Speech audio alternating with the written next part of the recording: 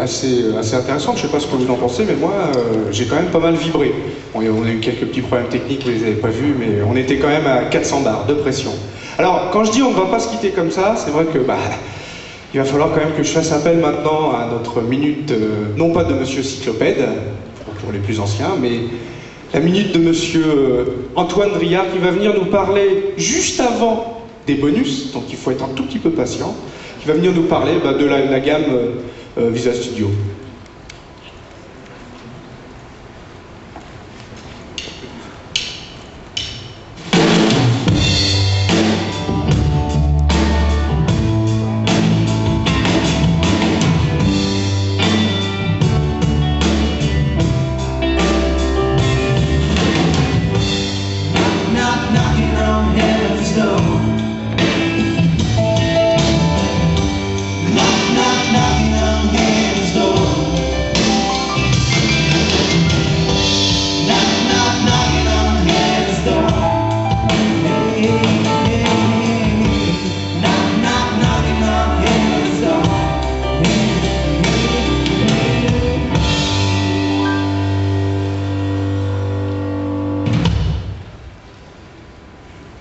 Bonsoir, je vais donc rapidement présenter comment est-ce que tout ce qu'on a présenté aujourd'hui se positionne par rapport aux différentes versions de Visual Studio.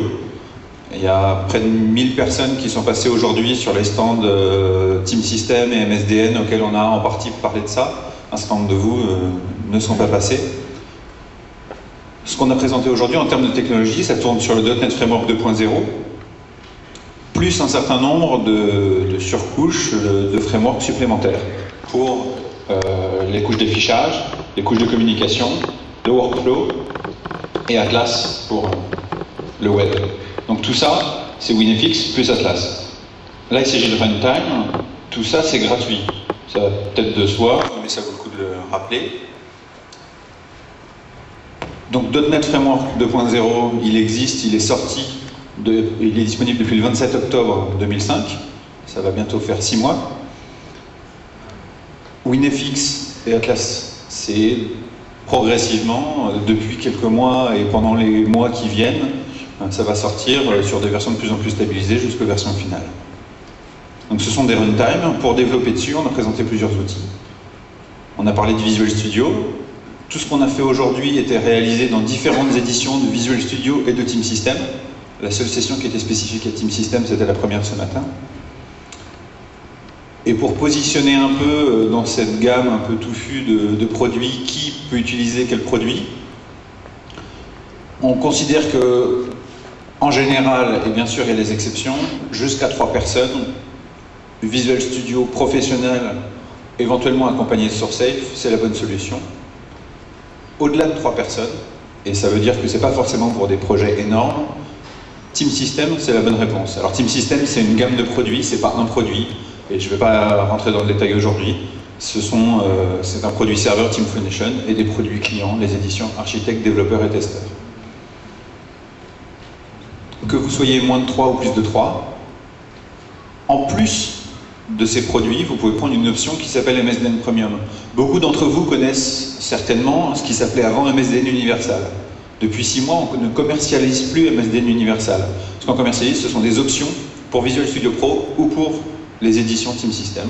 Cette option, elle s'appelle MSDN Premium et elle inclut ce qu'il y avait auparavant dans MSDN Universal, c'est-à-dire, et là-dessus il y a souvent eu des doutes, une licence complète de Visual Studio, la même que si vous achetiez un Visual Studio hors MSDN, l'ensemble de la gamme serveur de Microsoft, Office, la gamme serveur c'est pour faire des tests et du développement, du support technique, les mises à jour. Il y aura une nouvelle version de Visual Studio l'année prochaine.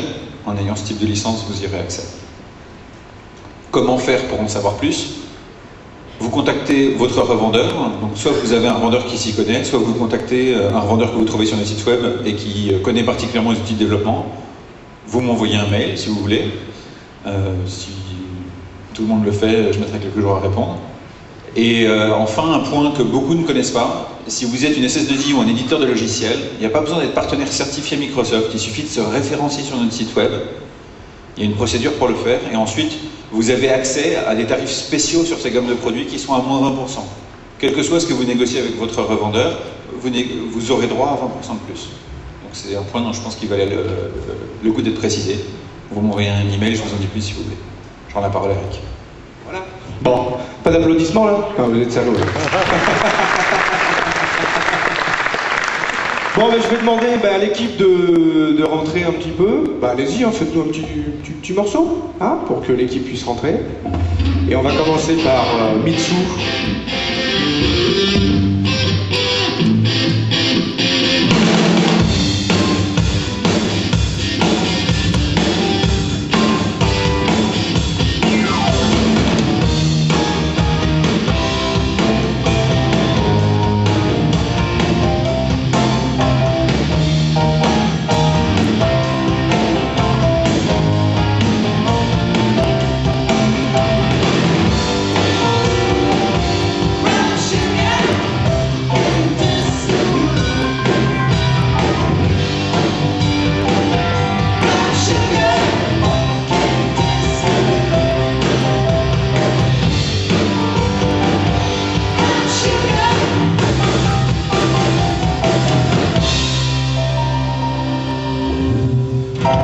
Bon, voilà. On y est presque. On va finir par une partie bonus. Et la partie bonus, on va commencer par Mitsu. Mitsu qui va nous présenter tout simplement en fait la nouvelle version du compilateur C# 3 et nous parler un petit peu de Link. On poursuivra avec Pascal qui lui va nous donner en fait la vision de Link, de D-Link, de X-Link au travers de VB et du nouveau compilateur qui est VB9. Et puis on finira sans doute avec mon petit Pierrot sur une démonstration Vista, mais Vista, Total Vista, full Vista. Il n'y a plus d'XP, il n'y a plus rien. Allez messieurs, en piste. Bien, donc j'étais resté pas très loin, comme vous avez vu, donc je suis chaud. Je vais donc terminer par, enfin pour ma part en tout cas, par une petite démo de Link. Vous en avez peut-être déjà entendu parler dans la littérature, sur différents sites d'information. Ça traite globalement du domaine du mapping objet relationnel. C'est assez difficile à définir finalement, c'est un langage universel de requêtes. Les requêtes, c'est quoi? C'est rechercher des éléments. Si on prend l'exemple du SQL, les requêtes SQL, en effet, tout le monde voit ce que c'est, mais on peut faire des requêtes également dans du XML, par exemple, avec XPath. Donc il y a plusieurs technologies de recherche, sauf sur un truc aussi simple, par exemple, que les collections d'objets. En effet, je vais prendre ce petit exemple. Si ici, dans le framework, la classe process, ici, j'ai une méthode qui s'appelle getProcess. Si je l'appelle, si on regarde l'aide ici, ça me renvoie quoi? Un tableau de process. Tableau de process, le voici. Cette collection, si j'ai envie de faire une requête sur, parmi tous les process qui tournent sur ma machine, quels sont ceux qui sont lancés plus d'une fois, enfin à plus d'un exemplaire, et qui consomment autant de mémoire, et qui ont au moins 3 threads, et je les voudrais trier par ordre alphabétique, par leur nom. Ça, aujourd'hui, on n'a pas de technologie pour faire ce genre de choses, et globalement, le projet Link, je pense qu'on peut le définir comme ça, propose d'unifier toutes les technologies de requêtage. À la fois, donc base de données, XML, et puis ce que je suis en train de vous montrer. Donc imaginons ici déjà, donc ça s'appuie sur pas mal de nouveaux principes de C# 3 que j'aurai pas du tout le temps de vous exposer aujourd'hui. Mais ici, faites-moi confiance, ici, je peux remplacer ce type par var. Var, c'est quoi? C'est pas un nouveau type, ça veut dire, ça indique au compilateur, si tu peux déterminer le type qui est dans la partie droite de l'affectation, eh bien c'est ce type-là dont je parle. Donc automatiquement, on va simplifier. Ici, on sait très bien qu'on parle d'un tableau de process. Si je mets var, ce sera un processes sera un tableau de process. Imaginons également qu'on puisse faire ce genre de choses ici, que je puisse faire from p in process.getProcesses select p.processName. Et ici, je vais appeler une petite classe générique qui va m'afficher le résultat dans mon application console. J'ai en effet récupéré l'ensemble de ma collection ici, avec une syntaxe certes un peu particulière de ces différents éléments. Ici, il faut considérer from comme une méthode et select comme une méthode. En effet, c'est comme si le select en C# 3 avait été inséré un peu par magie ici sur les collections. Cet élément a été transformé en mot-clé ici pour plus de facilité de lecture, et c'est exactement le genre d'élément qui se passe ici avec C# 3. Ici, donc, imaginons qu'on accepte cette syntaxe. Order by p.processName. Je réexécute et j'ai l'ensemble de mes process, cette fois-ci triés par le nom des process. Et puis j'aimerais donc les grouper, ces process. Donc je vais ici enlever le tri, oui, et je vais faire groupe p by p.processName into g. D'accord? Donc je trie byte by. Et je voudrais faire la sélection. Donc ma sélection cette fois-ci c'est un groupe. Et ce groupe me renvoie deux propriétés qui sont g. La clé de mon groupe, sur laquelle j'ai fait le regroupement, et g. Groupe.count. Donc le nombre d'éléments dans mon groupe. Voilà. Seulement ici, le type, il n'existe pas, ce type-là. Donc soit je crée une nouvelle structure, soit comment je fais, soit en C#3, je peux lui demander à C#3 de me créer un type anonyme. C'est-à-dire qu'ici, j'aimerais qu'il me fasse une nouvelle instance d'un type que je viens d'auto-définir. Alors, que peut déduire ici le compilateur? Il peut déduire ici que c'est un nouveau type, il n'y a pas de nom. Il connaît le type de clé, il connaît le type de count. Il lui manque par contre un nom que je vais mettre ici. ProcessName égale. Le count ici, je vais l'appeler count, pas la peine de chercher loin. Et ici, normalement, il m'a construit un nouveau type à l'intérieur duquel il va faire ma projection, mon select, et que j'affiche ici à l'écran. On voit en effet qu'il y a qu'on voit le nombre de process. Count égale 2, a priori il y en a 2. Il y a 2 process qui sont lancés au moins 2 fois. Il doit y avoir Visual Studio et puis je ne sais pas quel autre. Et puis ici, donc je peux faire un where g.group.count strictement supérieur à 1. J'exécute et en effet, j'ai le résultat qui arrive à l'écran. Donc quelque chose vraiment aujourd'hui qui n'existe pas du tout. Je vais reprendre juste l'application finale pour aller un peu plus vite ici. Je vais reprendre cette même idée de travail sur les process. Je vais vous commenter cette application. Ici, donc, je requête toujours sur l'ensemble des processus qui tournent sur ma machine. De la même manière que tout à l'heure, j'ai donc injecté les éléments dans un type anonyme. Cette fois, je vais injecter les éléments dans un type connu.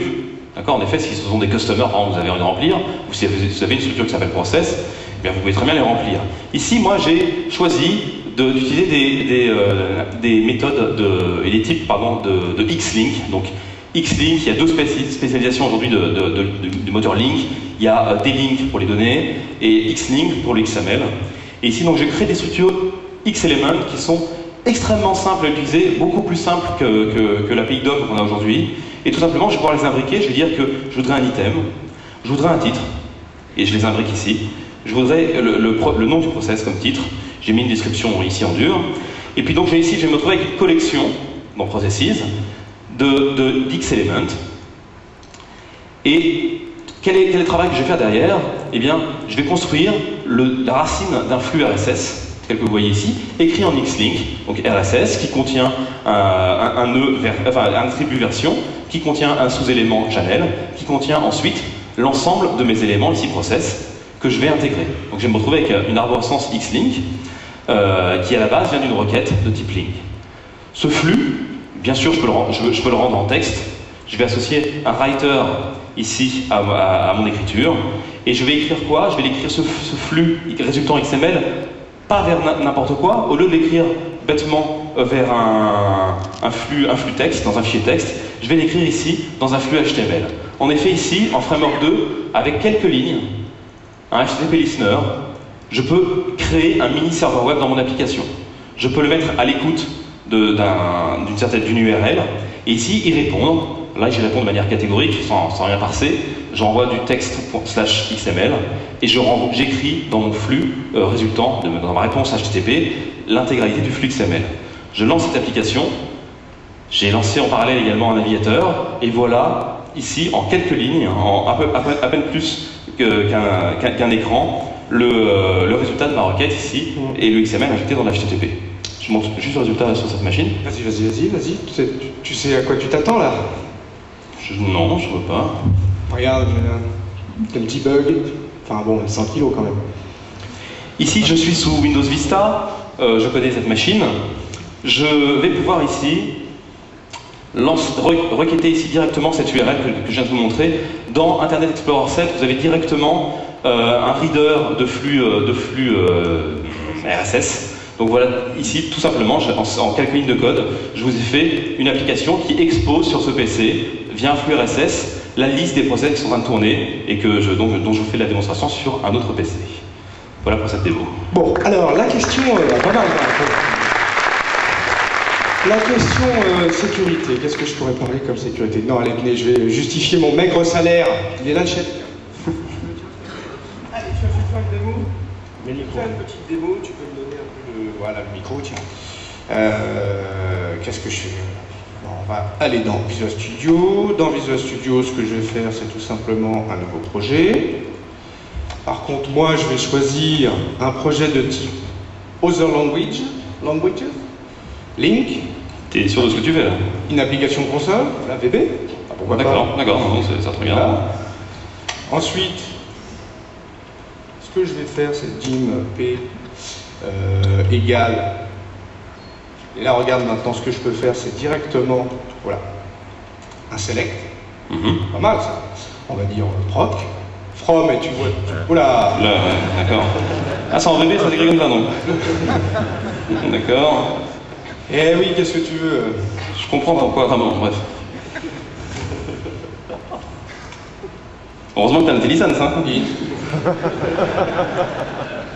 Eh ben, qu'est-ce que tu crois, hein? Alors, heureusement, hein? Enfin, il y a quand même 2000 personnes qui me regardent. C'est un process. Voilà. Ensuite, ce que je vais faire, je me suis trompé là quelque part. Oui, on va faire .get processes. Il y en a derrière au fond qui disent putain mais il tape plus vite ou quoi là? Qui se magne? J'ai un métro. On va se faire un petit truc comme ça. Je vais dire tout simplement ce que je veux. Alors tu vois, c'est un process que je vais retourner. Donc ce que je veux, c'est simplement le process name. Regarde. Voilà. Alors ensuite, ce que je vais faire, je vais faire un for each. Alors for each t. Oh là. C'est quoi ton clavier là? C'est quoi ton clavier? For each t. In quoi tout de suite il dit la liste des process, puis on va se faire un petit console. Faut dire qu'avoir un micro au niveau de l'œil, c'est pas terrible. Enfin moi je dis ça, je dis rien. Alors je lance, CTRL F5, et tu vois j'ai déjà mes process. Alors je peux aller encore un petit peu plus loin, c'est ça qui est terrible. J'ai des messages qui arrivent ici là. C'est-à-dire que là ils viennent me le dire en fait là l'augmentation c'est raté, super. Ouais. Alors ce que je veux faire, c'est simplement un petit where, proc, point, et par exemple, thread, point, count, je vais y arriver. Allez, supérieur à 15, on va voir si le truc qui tourne. CTRL F5, c'est pas mal ça quand même. C'est pas mal, tu vois, pour un vieux... bon, enfin, voilà. Donc vous l'avez compris, il vaut mieux avoir... Toi tu vas dire une connerie, je sens. Il vaut mieux faire en C# quand l'était licence que en tout à fait. Alors, ce que je vais faire, c'est que je vais laisser la parole à Pascal, et surtout je vais laisser la parole à Pascal qui va me l'allumer, mais grave, lui. Pascal, t'as le feu vert, vas-y. Quel numéro, Pascal? En montant là, je suis en 5. Ça y est, c'est bon, j'y suis.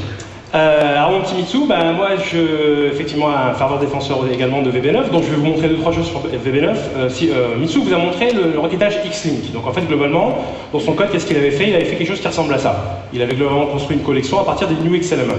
Et bien une fonctionnalité qui est intéressante et qui sera présente dans VB9 et malheureusement pas dans C# 3, c'est le support du XML intégral.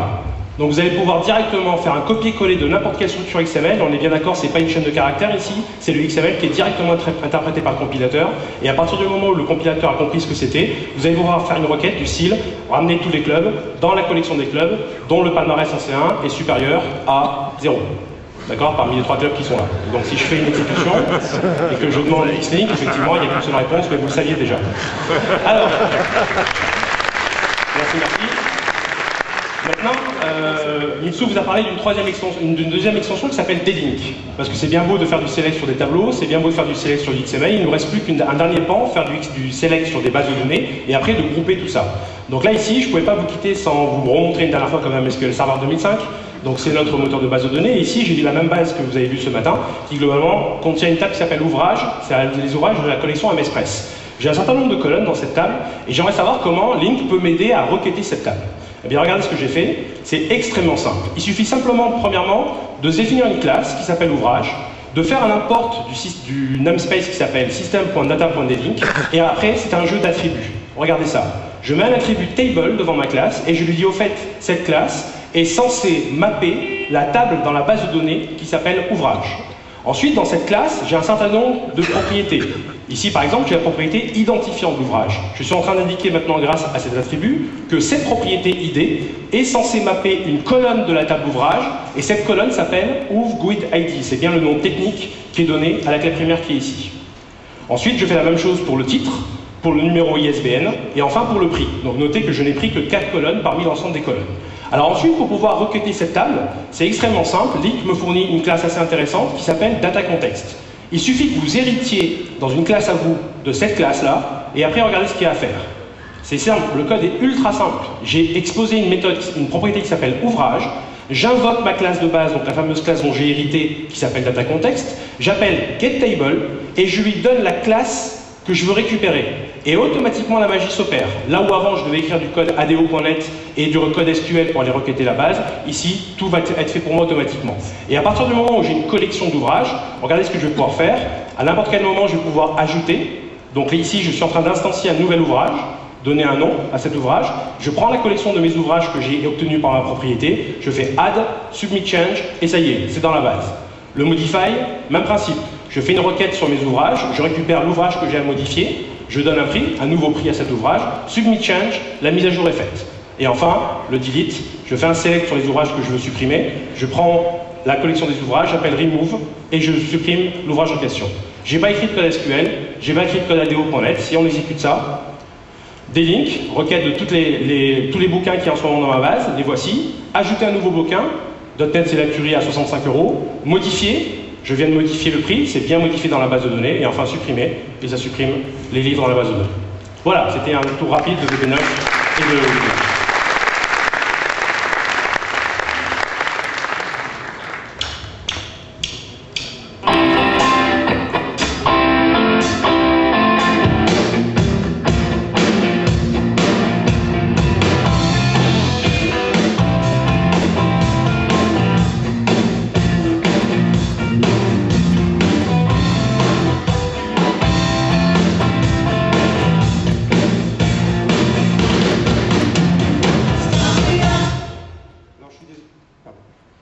Je suis désolé, j'ai a priori 999 mauvaises nouvelles et une bonne nouvelle. C'est que monsieur Julien Bernat de Renault a gagné le PC STR, mais les hôtesses sont parties. Donc si... oui, elles sont parties. Je suis désolé. Et donc il faut les... en fait, ils veulent vous les remettre en main propre. Donc venez me voir, je vous donne leur numéro de téléphone et il y aura une personne à contacter. Je vous le donnerai. Donc, est-ce que monsieur Bernat Julien de Renault est là? Voilà, très bien. Ben voilà. Bon, allez, un petit coup de musique. Non, bon, Pierrot, t'es prêt? Ouais. 1, 2. Oui. 1, 2. Voilà. Donc, pendant la musique, je vous ai fait la petite démo qu'on vous avez fait ce matin. Donc, vous montrer le nouveau système du alt-tabulation. Donc, il se fait même quand il y a une vidéo qui tourne et on voit que la vidéo tourne bien derrière. Avec aussi le système de preview qui se fait automatiquement avec la vidéo qui continue toujours à tourner et avec aussi la capacité d'avoir donc dans l'explorateur de fichiers une vision complètement en fait vectorielle de ces fichiers et donc plus je vais zoomer, plus je vais voir l'intérieur de mes fichiers et ce qu'on voit comme preview en fait à l'intérieur de ça c'est vraiment la preview du fichier qui se trouve dedans. Ça c'est joli. Qu'est-ce qui va nous servir tous les jours? Je vais vous montrer une chose importante, c'est le nouveau format de requêtage et un petit peu de tri de ces documents. Là, j'ai ouvert mon répertoire documents et je vais requêter en fait ici ma base documentaire et j'ai écrit ici bill qui sont tous les documents qui contiendraient le mot bill. Si je veux affiner un petit peu cette recherche, je peux ici ajouter, en fait, faire apparaître le mode avancé en fait, des recherches, et je peux rajouter des critères.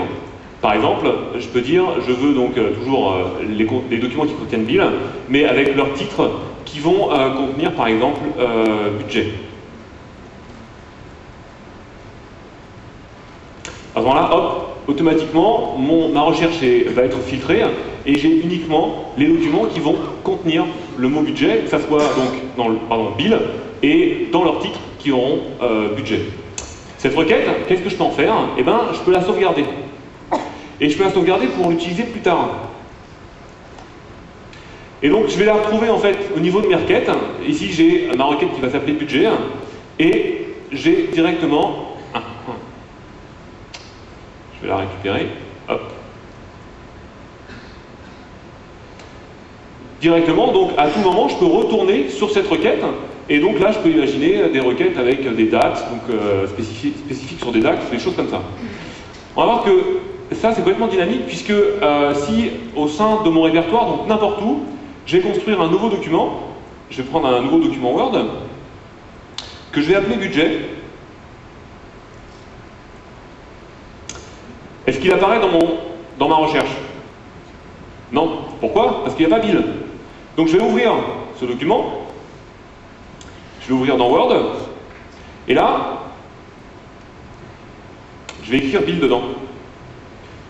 Je vais la sauvegarder, je vais sauvegarder ce document, je vais le fermer, et automatiquement, dès que la recherche va être rafraîchie, je vais voir apparaître ce document. Alors, s'il n'apparaît pas tout de suite, on va demander de se rafraîchir.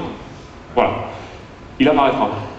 Et donc, si à tout moment j'ai des documents qui vont respecter ma requête, eh ben, ma requête évidemment est mise à jour complètement dynamiquement. Et donc, ce moteur de recherche en fait travaille tout seul derrière. Une autre chose qui est pas mal, c'est IE7. Donc aujourd'hui, on peut aussi le télécharger sous Windows XP. Je peux avoir plusieurs home pages et j'ai une preview aussi de tous mes onglets en fait qui sont en ce moment ouverts. Et automatiquement, comme ça, je peux me balader dans mes différents onglets pour avoir une preview automatique et de savoir sur quel onglet je veux travailler. Hop. Une autre chose dans Internet Explorer, c'est dans les options, il y a une petite nouveauté qui est le contrôle parental. Donc, qui est présent dans Vista et aussi donc sous-jacent à Internet Explorer qui sera installé sous Vista, où là je peux sélectionner les différents users et par user, donc là c'est moi, je vais pouvoir lui dire qu'il aura le droit d'accéder à telle ou telle URL, de pouvoir ouvrir telle ou telle application dans Vista, combien de temps il a le droit de jouer ou d'avoir des sessions Vista ouvertes, et donc ça je pourrais le configurer donc à travers cette administration de contrôle parental. Alors, je vais vous montrer une dernière chose un peu graphique, qui sont tout ce qui est lié aux images. Donc, je vais ouvrir ici un répertoire qui contient des images. Et on a un truc qui est assez sympa, c'est un viewer d'images qui va ouvrir une sorte de slideshow en DirectX. Donc, ça met un petit peu de temps pour l'instant. Et on voit donc les images qui vont apparaître donc avec une petite animation en 3D, avec des petits effets de transparence, des petites choses assez sympas. Voilà, ça arrive tout doucement. Donc ça, c'est le Media Player 11 qui va supporter cette fonctionnalité dans Vista. Dans la version Home, il y aura un élément qui sera directement intégré à l'OS, qui est le Media Center. Donc qui est l'application qui permet de faire tout ce qui est acquisition vidéo à partir de cartes tuner ou de la preview d'images ou pour lire le son à partir d'une télécommande et tout ça sur une télévision. Et ça sera donc présent dans Vista dans un futur proche. Vas-y, bascule. Voilà. Donc on va se déplacer de machine, puisqu'on va vous montrer une autre fonctionnalité qui devrait fonctionner. J'en ai plus que deux.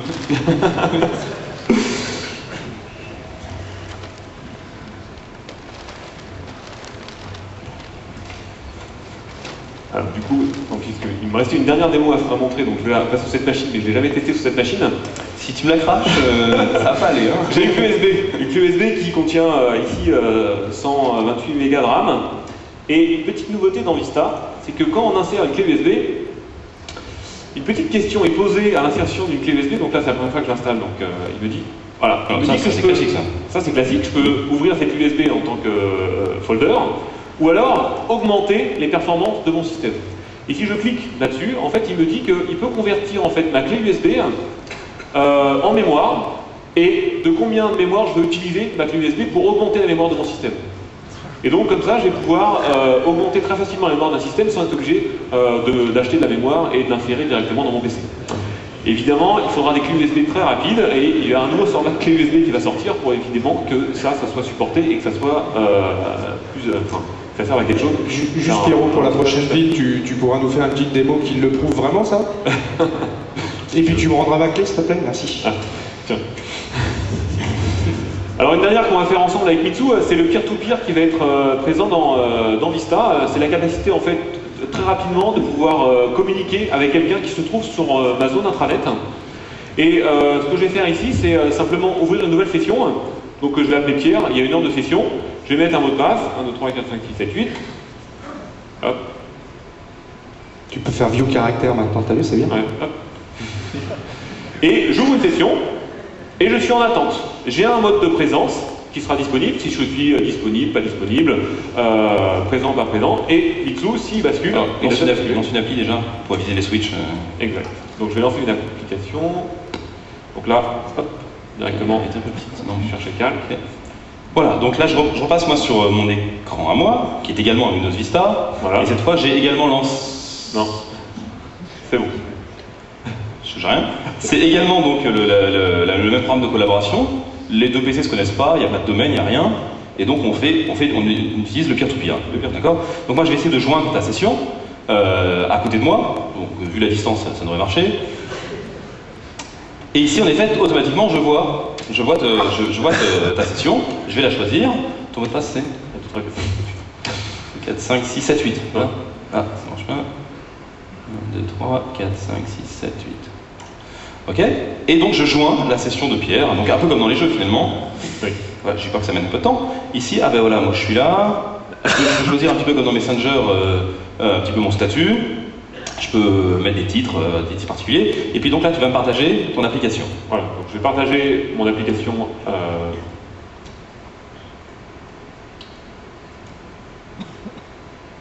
Je vais partager mon cas. Ah, ça s'appelle un grand moment de solitude. Non, en fait. tout va bien. Je partage mon calculateur.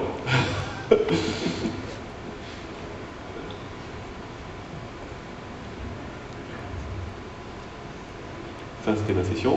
Et Mitsu, voilà le calculateur qui apparaît. Voilà, donc là tu peux me montrer, alors vas-y, viens le calcul que tu voulais me montrer. Voilà, donc moi je peux le surveiller, donc un peu comme le partage d'applications qu'on connaît un petit peu déjà dans NetMeeting. Mais là directement, ce qui est intéressant, c'est qu'il n'y a pas réellement des questions de serveur ou pas de serveur, on est en peer-to-peer, n'importe qui peut créer une session comme un petit peu comme dans un jeu. Et puis là par exemple, si moi je peux te... Donc là, je t'ai donné le contrôle sur l'application. Je donné le contrôle, d'accord. Donc là en effet, je peux faire... Je bouge ma souris. Je peux manipuler les éléments. Tu peux m'envoyer un fichier Voilà, alors en effet, par exemple, ouais, j'aimerais t'envoyer un fichier. Donc il est un peu gros celui-là, donc je prends celui-là. Hop là. C'est bon, c'est bon. Non, c'est bon. Alors, je sais pas si ça marche, ça. Cher. Ah oui, je peux pas réaliser placer jusqu'ici. Donc je vais le mettre ici. Ok. Et là, sur le... Ah bon, on voit l'écran, le PC de Pierre. Donc là, il y a le fichier qui est arrivé. Il est très rapide, mais s'il est plus gros, il y a un petit tablier pour un temps de synchronisation. Et directement, ici, moi, je peux le récupérer sur mon bureau et directement l'ouvrir. Merci ici. Il était un peu C'était un fichier intéressant. Voilà. Dernière chose sur le terminal de service. Alors, sur le terminal de service, alors, je suis un peu perdu là sur les écrans. Je vais reprendre, Jeff, la main sur le... Tu peux mettre sur le 3. Donc ferme ton application, voilà. Donc je ne sauvegarde pas la session. Voilà, je suis sur ma machine. Je vais lancer une nouvelle technologie qu'apporte Vista, qui s'appelle Terminal Service. Tu es sûr que c'est nouveau? Ouais, c'est nouveau. Donc branche à ma machine. Ici, je vais désactiver Aeroglass. D'accord, donc ce que je vous ai montré tout à l'heure, j'ai plus la transparence. Les deux machines sont en Vista, les deux machines ont WinFX, et je vais me connecter en terminal service.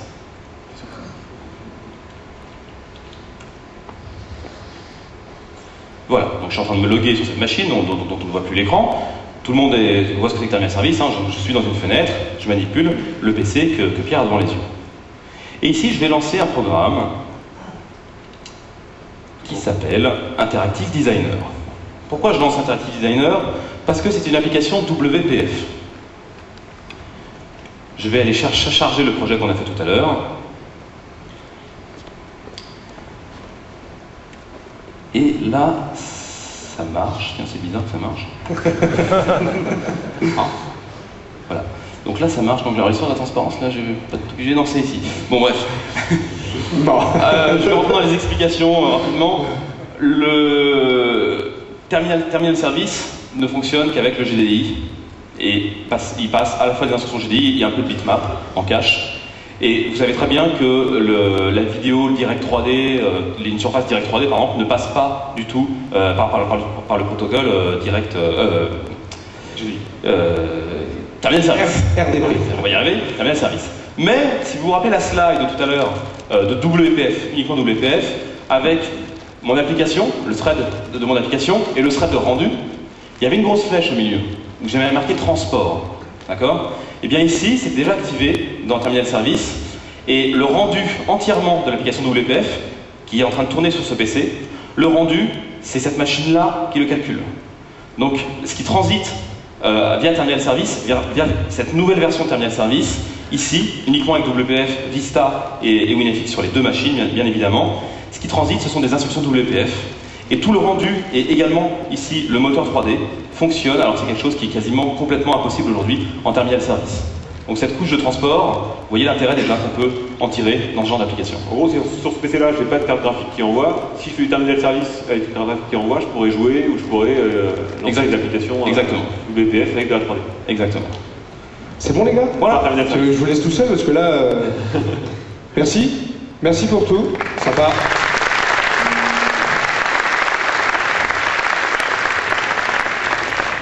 Bon, ben, je pense qu'on va revenir maintenant aux questions. Donc, je vais appeler l'équipe sur scène.